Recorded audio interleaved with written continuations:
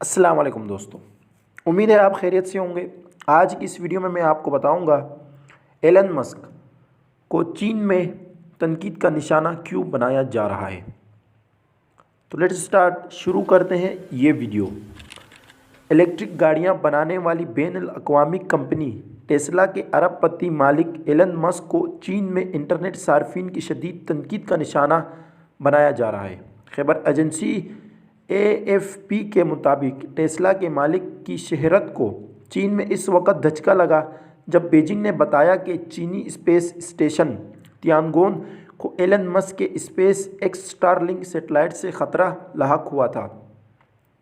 اقوام متحدہ کی اسپیس ایجنسی کو جمع کرائی گئی چینی دستاویز میں بتایا گیا ہے کہ تیانگون کے عملے نے اپنے اسپیس اسٹیشن کو ایلن مسک کے سیٹلائٹ سے بچانے کے لیے فوری اقدامات کیے۔ چین کے مطابق اسپیس ایکس کے سیٹلائٹ تیانگون اسٹیشن سے 2 بار ٹکرانے کو پہنچے اور یہ واقعات رواں برس جولائی اور اکتوبر میں پیش آئے۔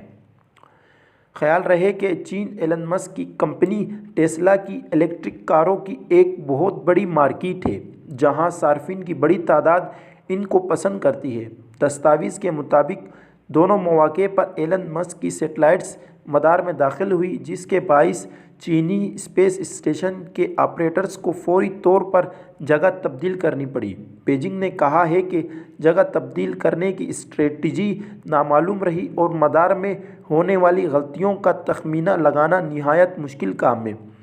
چینی اسپیس اسٹیشن تیانگون، جس کے نام کے معنی آسمانی محل کے ہیں، کو خلائی ٹیکنالوجی میں چین کے اہم پیش رفت سمجھا جاتا ہے۔ چین اس سے قبل مریخ پر گاڑی اور چاند پر تحقیقی مشن بھیج چکا ہے۔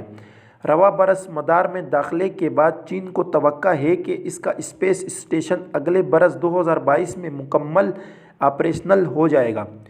چینی سوشل میڈیا صارفین نے بیجنگ کے بیان کے بعد ایلن مسک اور ان کی کمپنی ٹیسلا کے خلاف ہیش ٹیگ شروع کیا، جس کو منگل کی صبح تک 8 کروڑ 70 لاکھ افراد نے استعمال کیا۔ ایک صارف نے لکھا کہ کیا المیہ ہے کہ چینی شہری ٹیسلا سے خریداری کر کے مسک کو بڑی رقم دے تاکہ وہ اسٹار لنک لانچ کرے اور پھر اس سے چین کے اسپیس اسٹیشن کو تباہ کر دے۔